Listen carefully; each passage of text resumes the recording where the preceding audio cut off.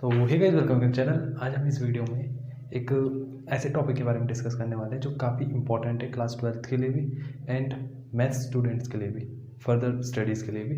ठीक है, वो टॉपिक है इन 3D ज्योमेट्री, 3 डायमेंशन ज्योमेट्री। उसमें भी एक सब टॉपिक है जो कि है DC एंड DRs, मतलब direction cosines and direction ratios. ठीक है, उसको आज हम डीप में डिस्कस करने वाले हैं। ठीक है, और उससे कुछ रिलेटेड क्वेश्चंस भी करेंगे और उसका एक एक कंसेप्ट मैं आपको बताऊंगा आज। ओके, तो ये वीडियो ज़्यादातर उनके लिए होने वाली है जो NCERT के एक एक लाइन पढ़ते हैं। उन्हें अगर एक वर्ड भी समझ नहीं आता तभी वो कंफ्यूज रहते हैं। तो आज इस वीडियो में एकदम उनके हिसाब से कराऊंगा, क्योंकि मैं एक एक लाइन आपको रीड करके और उसका एक एक लाइन का मतलब आपको बताऊंगा। अब इसका मतलब ये नहीं कि वीडियो बोरिंग होने वाली नहीं है बिल्कुल भी, क्योंकि मैं एज इट इज़ नहीं लूँगा जैसे बोल रहा हूँ, मैं अपने तरीके से लूँगा। ठीक है, तो स्टार्ट करते हैं इस वीडियो को। थोड़ा बेसिक इन्फो दे देते हैं कि जो DC और DR दोनों ही हैं एक लाइन के लिए यूज़ होते हैं, किसी भी लाइन को रिप्रेजेंट करने के लिए कि लाइन इस डायरेक्शन में जाएगी, कितने मैग्नीट्यूड के साथ जाएगी, किस पॉइंट पे जाएगी। तो ये सब चीज़ें हमें DC और DRs बताते हैं। ठीक है, DRs बेसिकली उस पॉइंट को रिप्रेजेंट करते हैं और एक तरह से बोल सकते हैं उसका मैग्नीट्यूड भी बता सकते हैं। ठीक है, एंड जो DC होता है वो उसकी डायरेक्शन बताता है। ठीक है, सपोज दैट कि एक लाइन जा रही है, हम अभी 2D की बात करते हैं। एक लाइन जा रही है ऐसे, ठीक है, एक लाइन ऐसे जा रही है। और हाँ, इसमें भी एक चीज़ आपको ध्यान रखनी है, वो ये है कि वन डायरेक्टेड या फिर जिसे बोलते हैं यूनी डायरेक्शनल एंड 2 डायरेक्शन में जो होती है। ठीक है, मतलब अगर मैं इसमें यूँ बना दूँ ऐसे, तो इसकी 2 डायरेक्शन है। ठीक है, तो और जो भी मैंने बनाई थी ये एक डायरेक्टेड लाइन है जिसे हम रे भी बोलते हैं, है ना। तो देखो, तो इसका जो डायरेक्शन कोसाइन है वो क्या होगा, कैसे निकालेंगे। ठीक है, वही हम आज इस वीडियो में डिस्कस करने वाले हैं, और DRs कैसे उससे निकालेंगे वो इस वीडियो में डिस्कस करने वाले हैं। तो स्टार्ट करते हैं। देखो, DC पहले समझते हैं। पर्टिकुलरली DC को हम L, M और N से डिनोट करते हैं। अब ये 3 डायमेंशन के लिए, ठीक है, 3 डायमेंशन में बनाऊँ इधर ऐसे, इसको Y ले लेते हैं हम, इसको X ले लेते हैं, इसको Z लेते हैं, बुक के हिसाब से लेता हूँ मैं। ठीक है, इसको ही लेते हैं। ठीक है, अब एक पर्टिकुलर लाइन जा रही है इधर। वैसे 3D में तो कोई बनेगा नहीं अच्छे से, मैं आपको एक फ़ोटो इधर दिखाऊंगा, आपको स्क्रीन पे फ़ोटो दिख रही होगी। ठीक है, उस पर आप समझना अच्छे से, फिर भी मैं इधर बना देता हूँ। ठीक है, सपोज दैट ये X एक्सिस के साथ अल्फ़ा एंगल बना रही है, Z एक्सिस के साथ क्या ले, थीटा, ये ले लो, गामा ले लो। ठीक है, एंड इस गामा नहीं, इसका नाम क्या था, चलो गामा ही ले लो, एंड इसको ले लो बीटा।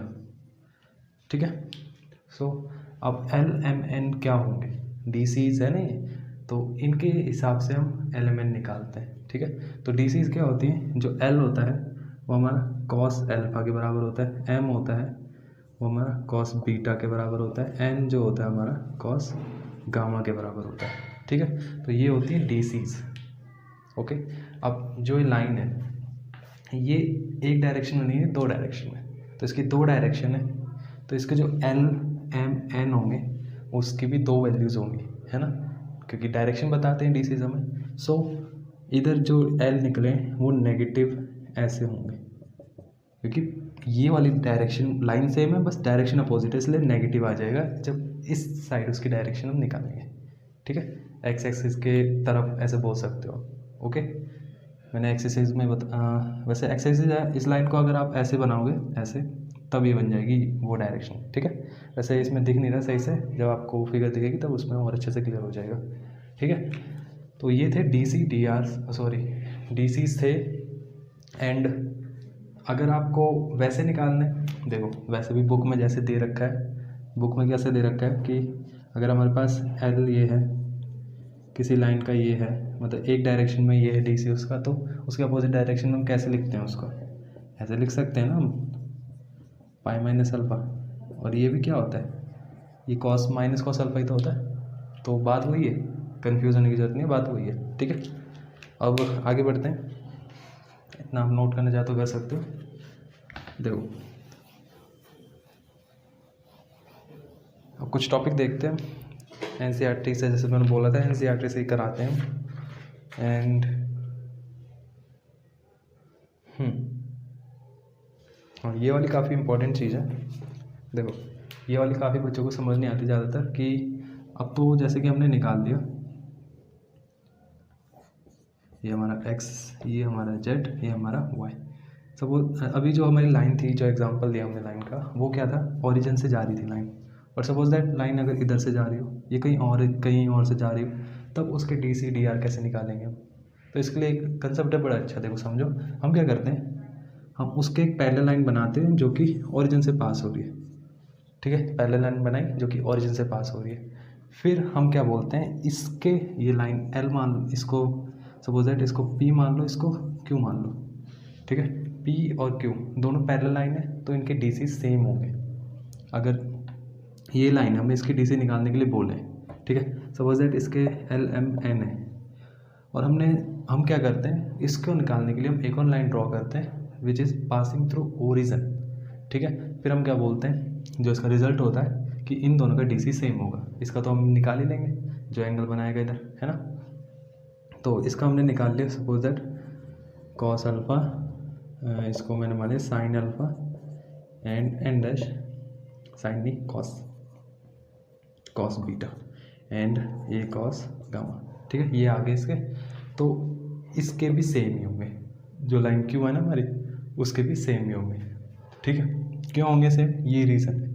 इसका आंसर कैसे देना है वो मैं आपको बताता हूँ। देखो छोटी क्लासों में आपने बहुत पढ़ा होगा कि जब तो कोई पैरेलल लाइन होती है तो उसकी करस्पॉन्डिंग एंगल्स बराबर होते हैं। ये एंगल्स बराबर होते हैं, करस्पॉन्डिंग एंगल्स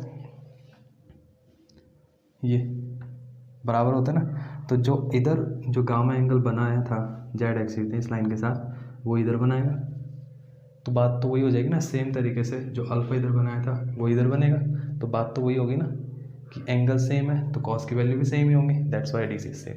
तो इसमें बस वही रीज़न था कि करस्पॉन्डिंग एंगल वाला, ठीक है। तो ये काफ़ी इंपॉर्टेंट चीज़ थी जो समझ नहीं आती बच्चों को ज़्यादातर, अब आपको आ गई होगी, ठीक है। तो नेक्स्ट टॉपिक की ओर बढ़ते हैं।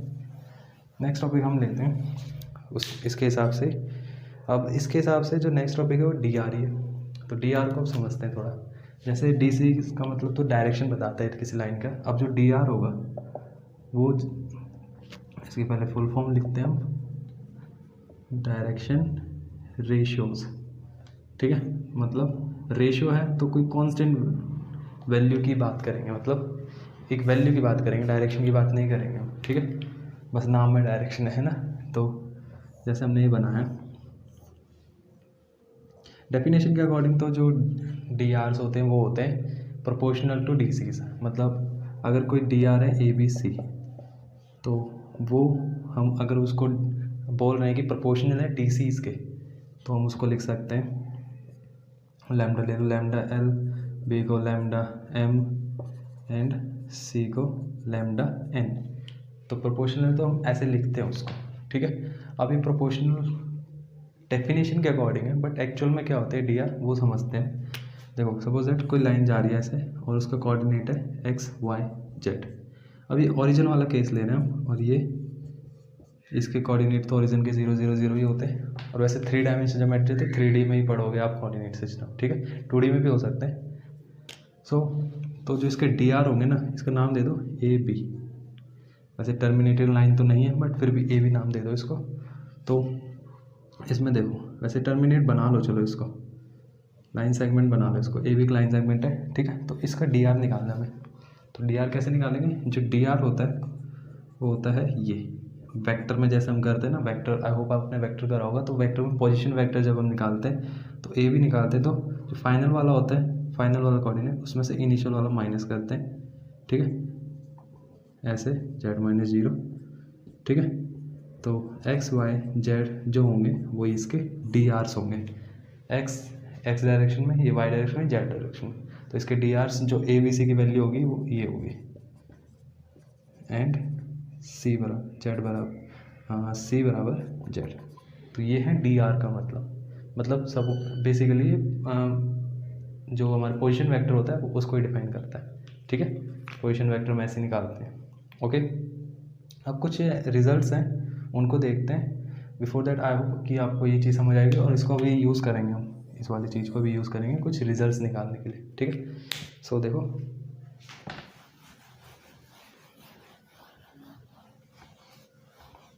और मैं देख लेता हूँ टॉपिक, शायद कोई छूटा नहीं, कोई नहीं छूटा, रिजल्ट ही है बस। देखो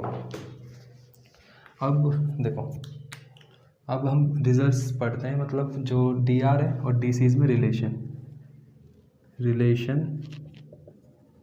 between D C and D hours,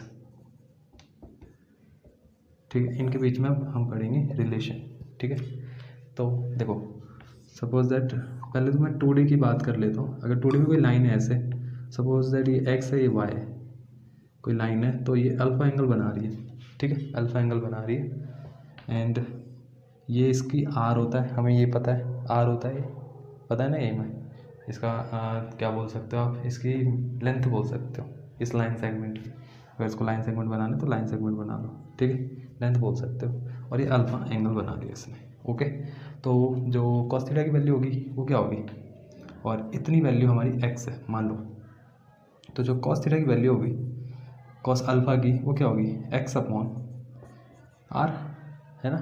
अब ये तो मैंने 2D में बनाया, अब जब 3D में ये चीज़ बनेगी, 3D में विजुअलाइज़ करना, या फिर इधर आपको स्क्रीन पे दिख जाएगा, ठीक है। विजुअलाइज़ करना सेम तरीके से, बीटा की वैल्यू y अपॉन r आएगी, कॉस गामा की वैल्यू z अपॉन r आएगी, ऐसे आएगी, ठीक है। उसके बाद हम क्या करते हैं, इंडिविजुअली स्क्वायर करके सम करते हैं। इंडिविजुअली स्क्वायर करके जब हम सम करेंगे तो ये आएगा x upon r square Y square r square plus Z square upon r square, ठीक है।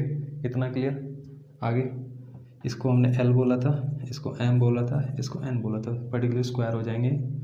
तो ऊपर तो एलसीएम नीचे आर ई स्क्वायर आया, इसको जेड स्क्वायर, ठीक है, ये आर स्क्वायर, ओके।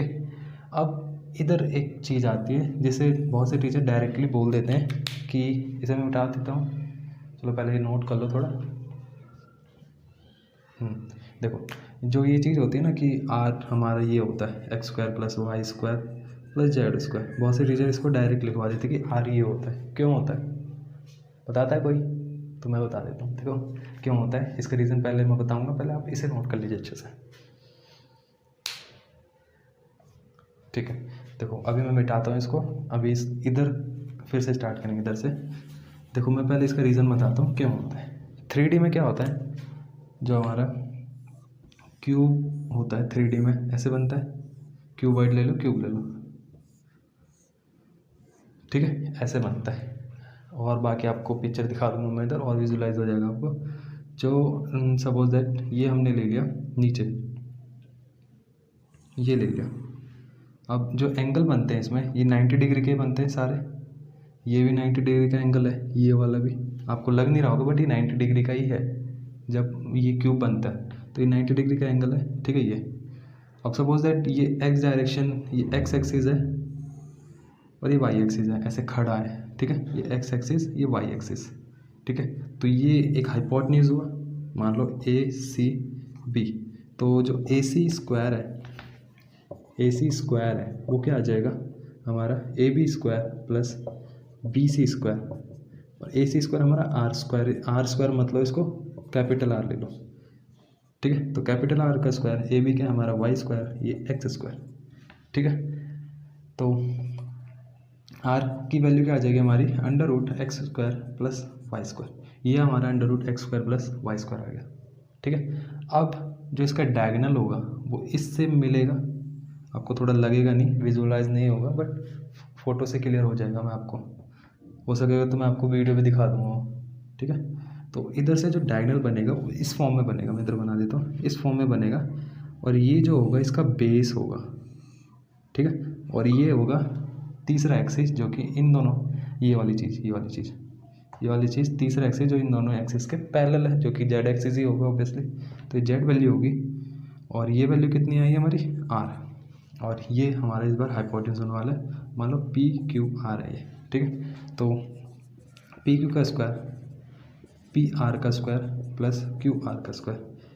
अब पी आर जो होगा वो आर होगा, ये होता है आर, ठीक है, जो तीनों एक्सिस के रिस्पेक्ट में, ठीक है, ये होगा R square. P R square हमारा कितना है, P R square Z square है, और क्यू आर स्क्वायर तो हमारा आर स्क्वायर है। आर स्क्वायर की वैल्यू क्या होगी, ये आ गया रिजल्ट, ऐसे आता है रिजल्ट। ठीक है, तो ये चीज़ समझना आपके लिए ज़रूरी था, क्योंकि अगर ये चीज़ छोटे छोटे कंसेप्ट आपको समझ आ गए तो आप जो बड़े बड़े क्वेश्चंस भी हों उनको भी अच्छे से सॉल्व कर पाओगे इजीली। ठीक है, सो बढ़ते हैं उधर ही। ये तो वैसे थोड़ा बाहर का था, बट कोई नहीं, समझ तो आना चाहिए था। तो देखो हम कहाँ पर थे, L square plus M square plus N square equals to X square plus Y square plus Z square upon R square. अभी हमने पढ़ा दोनों इक्वल थे तो कट के ऑब्वियसली 1 ही आएगा, और यही हमारा रिजल्ट है। काफ़ी इंपॉर्टेंट रिजल्ट है, हर जगह यूज़ होता है वाला। इससे बहुत सारे क्वेश्चन आपके यूँ चुटकियों में सॉल्व हो जाएंगे। ठीक है, सो अब इसके बाद भी कुछ और रिजल्ट भी हैं, उन्हें भी देखते हैं। देखो वो रिजल्ट है हमारे एल और एम की सेपरेट वैल्यू के लिए। ठीक है, अभी हमने पढ़ा कि जो ए होता है डायरेक्शन रेशियो, ये इसके बराबर होता है अल्फ़ा एल के, सॉरी क्या बोलते हैं इसको, लैम्डा, सॉरी, एंड इसको एम, सी को लैम्डा एन। ठीक है, अब मैं इसको क्या करता हूँ, नीचे भेज देता हूँ, A upon L lambda, B upon M lambda and C upon N lambda. Square करता हूँ दोनों तरफ, स्क्वायर से चलो स्क्वायर करते हैं दोनों तरफ, ए स्क्वायर प्लस बी स्क्वायर, नहीं स्क्वायर नहीं, ऐसे ही स्क्वायर करो। देखो ऐसे ही स्क्वायर करोगे तो ये बन जाएगा हमारा alpha square plus L square. ठीक है, एंड ये बन जाएगा हमारा B square lambda square M square C square lambda square N square. ठीक है, एंड अब इंडिविजुअल प्लस करो, इंडिविजुअल नहीं एक साथ करके प्लस करो, प्लस करोगे तो ये आएगा। मैं ये वाली चीज़ कॉमन ले लेता हूँ तीनों में से, ये आ गया। अभी हमने पढ़ा ये जो ये था ये 1 होता है ना, अभी जस्ट पढ़ा हमने, ये रहा A square plus B square plus C square. तो हमारे पास इधर से क्या चीज़ आई, जो लैम्डा स्क्वायर है वो हमारा A square plus B square plus C square है। तो लैम्डा की वैल्यू क्या आ जाएगी हमारे पास, plus minus under root A square plus B square plus C square, यही आएगी, है ना। तो इधर से हमें क्या फ़ायदा मिला, ये फ़ायदा मिला कि जो लैम्डा एल होता है हमारा ए के बराबर होता है, तो एल की वैल्यू क्या आ जाएगी हमारे पास, A upon under root plus minus ये ऊपर ही चले जाएगा, A square plus B square plus C square. तो ये फ़ायदा मिला हमारे पास, एल की इंडिविजुअल वैल्यू निकल गई, सेम एम की निकल जाएगी, सेम एन की निकल जाएगी। तो ये होती हैं इंडिविजुअल वैल्यूज़ की, और बेसिकली कॉस ही है। अगर आप अपना दिमाग लगाओ थोड़ा, तो जो हमने क्यूब वाला एग्जांपल करा, या फिर अगर दूसरे एग्जांपल से आप समझो तो कॉस क्या होता है, कॉस क्या होता है, बेस अपॉन हाइपोटेन्यूज। ये चीज़ हाइपोटेन्यूज ही तो है, जो बड़ा वाला हमारा वो अभी क्यूब जो हमने बनाया था उसमें बड़ा वाला बना था आर वाला, छोटा आर, तो उसमें यही चीज़ बना था, और ये ऊपर बेस उसका। ठीक है, सेम वो जो बड़ा वाला लास्ट वाला ट्रायंगल बना था उसके अकॉर्डिंग, तो उसके हिसाब से ही आ जाएगा। ठीक है, अब बात कर लेते हैं कुछ चीज़ों के बारे में। वो ये है कि हमारे एक लाइन के कितने डी सीज हो सकते हैं पॉसिबल, और एक लाइन के कितने डी आर पॉसिबल हो सकते हैं, इस पर हम डिस्कस करते हैं, क्योंकि एमसीक्यू में क्या पता पूछ ले कहीं भी किसी भी एग्ज़ाम में। तो देखो समझते हैं, अभी डी आर का तो आपको क्लियर हो ही गया, क्योंकि कोई एक जो लाइन होती है, कोई भी लाइन अगर जा रही होती है ऐसे, तो उसके 2 ही डी आर हो सकते हैं पूरा पर्टिकुलर लाइन। ठीक है, बट डी सीज कितने हो सकते हैं, ये तो 2 मैक्सिमम, डी आर मैक्सिमम कितने हो सकते हैं, इस पे हम बात करते हैं। सो डी आर क्या होते हैं, कोई लाइन सेगमेंट लें हम, या फिर लाइन ही ले लो, जो पॉइंट होते हैं डी आर किस पे डिपेंड करते हैं, जो पॉइंट होते हैं उस पर डिपेंड करते हैं। इधर भी कोई पॉइंट होगा उस पर डिपेंड करेंगे डी आर, है ना। सेम लाइन रोटेट तो हो सकती है ना। अब डी आर हमारे थीटा पे डिपेंड नहीं करते, जैसे डी सी था कॉस अल्फा, अल्फा पे डिपेंड कर रहे थे ना थीटा पे। तो अगर हम इस लाइन को रोटेट भी करें, सपोज दैट मैंने इसको रोटेट भी कर दी, इधर ऐसे रोटेट भी कर दी, इधर रोटेट कर दी, ऐसे पॉइंट चेंज हो रहा है बस, अल्फा भी चेंज हो रहा है, एंगल चेंज हो रहा है, बट एंगल से इसको फ़र्क नहीं पड़ता, इसे फ़र्क पड़ता है उस पॉइंट से। तो सेम लाइन के लिए इनफाइनाइट पॉइंट इनफाइनाइट तरीके से वो लाइन चेंज हो सकती है, अपने पॉइंट चेंज कर सकती है। तो पॉइंट चेंज करेगी, इसका मतलब डी आर भी चेंज होंगे। तो एक लाइन के लिए infinitely many D Rs possible हैं, ठीक है। बट अगर हमसे ये बोला है कि इस डी सी के लिए डी आर बताओ, तो उस डी सी के लिए मतलब उस अल्फ़ा के लिए ऐसे इस डायरेक्शन में, तो वही पॉइंट होगा ना, है ना। तो इनडायरेक्टली बोल सकते हैं अल्फ़ा पे डिपेंड कर रहा है, बट उस डी सी के लिए वो डी आर बताओ, तब हम बोलेंगे ऐसा। But D R same line के लिए अगर हमसे कोई पूछे तो इनफाइनाइटली मैनी हो सकते हैं, ठीक है। ये लाइन सेम बुक में लिखी है, मैं आपको पढ़ के भी सुना देता हूँ कि for any line if A B C are direction ratios of a line when K A के बी एंड के सी is also a set of direction ratios, so any two sets of direction ratios of a line are also proportional.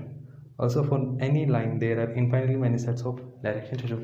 एक और चीज़ थोड़ा mathematically वे में भी समझा दूँ कि जो A था वो क्या था, B था वो क्या था, C था वो क्या था, ये अल्फ़ा है, कोई कांस्टेंट ही होगा, है ना। तो कांस्टेंट होगा तो इसकी तो वैल्यू तो चेंज हो ही सकती है, तो बहुत सारी डी आर निकल सकते हैं एक लाइन के लिए। तो ये मैथमेटिक मतलब दिमाग लगा के भी सोच सकते हैं ना। तो ये था डी आर डी सी का कुछ कंसेप्ट, और अभी हम लेने वाले कुछ अच्छे से क्वेश्चन एनसीईआरटी के हैं, बट आपको अच्छे से समझ आ जाएंगे और इसी से आप बड़े बड़े क्वेश्चंस भी ले सकोगे, ठीक है। इसके कुछ और भी क्वेश्चंस बनते हैं, बट वो क्वेश्चंस हम तब करेंगे जब हम इसके आगे के टॉपिक्स हैं ना उन्हें भी कर लेंगे, क्योंकि उसमें थोड़ा उन टॉपिक्स को मिक्स करके क्वेश्चन बना है, मिसलेनियस वगैरह में ऐसे क्वेश्चन, ठीक है। तो घबराना मत कि वो नहीं कराए, ओके। तो देखो क्वेश्चन लेते हैं पहले हम। फर्स्ट क्वेश्चन, कम ही क्वेश्चन लूँगा, बाकी आप खुद कर लेना, ना हो तो बताना, ओके। मैं सेकंड क्वेश्चन लेता हूँ पहले। Find the direction cosines of a line which makes equal, चलो फर्स्ट देखते हैं पहले। If a line makes this angle with X and Y से find its direction by, simple है। देखो अल्फा दे रखा है 90 डिग्री, बीटा दे रखा, अब रिस्पेक्टिव बोला है ना एक्स वाई जेड रिस्पेक्टिवली, तो एक्स के साथ 90 डिग्री बनाएगा, वाई के साथ 135 बनाएगा, जेड के साथ 45 डिग्री ही बनाएगा। तो इसके साथ हमारे बन रहा है 135 डिग्री एंड बीटा इसके गामा के साथ, जेड एक्स के साथ 45 डिग्री, ठीक है। 2 मिनट, यस।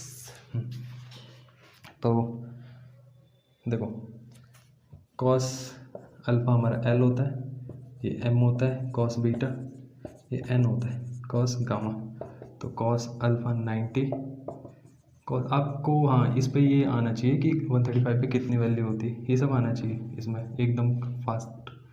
तो ये तो 0, अब 135 कितना होता है, 120 में कितने ऐड करोगे तो 135 आ जाएगा, कितना 15। तो इसे एक तरह से ऐड वो पाई रेडियन में कन्वर्ट करके कर लेना, अगर ना आए तो रेडियन में जब हम इसको कन्वर्ट करेंगे तो आई थिंक ये 2 से एंड 7 पे कितने में जाएगा, 3 से 6 पर, और ये 9 से 12 पर, 3 से 4, 3 pi by 4, 3 pi by 4, 3 pi by 4 मतलब सेकंड क्वाड्रेंट में, वैसे ही पता चल रहा था सेकंड क्वाड्रेंट में, तो सेकंड क्वाड्रेंट में नेगेटिव ही होता है, और 3 पाई बाई 4 में तो पाई बाई 4 1/√2 माइनस का, एंड ये क्या आ जाएगा cos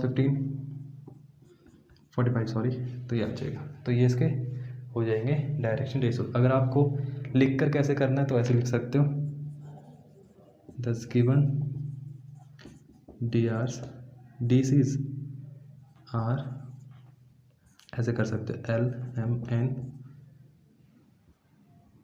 ऐसे करके दिखा सकते हो 0 -1/√2 1/√2, ऐसे ऐसे सही बेस्ट तरीका लिख रहे हो, ठीक है। अब नेक्स्ट क्वेश्चन देखते हैं, मैं इसको मिटा देता हूँ। देखो सेकंड क्वेश्चन बोला है कि एक लाइन है विच makes equal angle with the coordinate axis, जो कोऑर्डिनेट एक्सिस हैं एक्स वाई जेड एक्सिस उनके साथ इक्वल एंगल बनाते हैं, मतलब अल्फा बीटा गामा इधर बराबर होने वाले हैं। तो इसमें अब कौन सा फॉर्मूला लगाए कौन सा नहीं लगाए, तो इधर आपको कुछ नहीं सोचना है, डायरेक्टली ये यूज़ करना है, ये इससे आपका आंसर आ जाएगा। कैसे आएगा देखो, एल क्या होता है कॉस अल्फा, ये कॉस बीटा होता है, बट अल्फा की जगह मैं बीटा की जगह अल्फा लिखूँगा, ये कॉस गामा होता है बस उसकी जगह मैं अल्फा लिखूँगा क्योंकि बराबर है। ये क्या आ जाएगा स्क्वायर हो जाएगा ना, बट इधर 3 cos square alpha, cos square alpha is equals to 1/√3, यही आएगा ना 1/√3, स्क्वायर जब हट जाएगा प्लस माइनस तो यही वैल्यू आ जाएंगी 1/√3 plus minus, but plus minus जरूर लिखना अब इधर जब पर थीटा गिवन नहीं होना, क्योंकि थीटा तो डायरेक्शन चेंज हो ही सकती है, पाई में भी कन्वर्ट पाई माइनस तो करके थीटा चेंज हो सकता है उसके अपोजिट डायरेक्शन। प्लस माइनस जरूर लिखना क्योंकि मार्क्स कर सकते हैं इधर आपके, क्योंकि 2 DC होते हैं मैक्सिमम, ठीक है। सो आगे क्वेश्चन सिंपल है DR वाले, and show that the points are collinear. हाँ ये वाले जो है टॉपिक ये मेरे को अभी आपको कराने हैं, तो इस वीडियो में बस इतना ही रखते हैं। बाकी जो नेक्स्ट वीडियो में हम डिस्कस करेंगे जो बचे हुए टॉपिक्स हैं इसके एक्सरसाइज के कुछ क्वेश्चंस भी हम उसमें लेंगे, ठीक है। तो इस वीडियो के साथ मैं ये वाला चैप्टर स्टार्ट कर रहा हूँ और इसको मैं पूरा ख़त्म कराऊंगा। तो अगर आपको एग्ज़ाम के लिए प्रिपेयर करना है तो आप इसमें से कर सकते हो अच्छे से, ठीक है। और आई होप कि आपको समझ आया होगा अच्छे से, तो एंड तक इसको देखा होगा आपने। सो गुड बाय, मिलते हैं नेक्स्ट वीडियो में, तब तक के लिए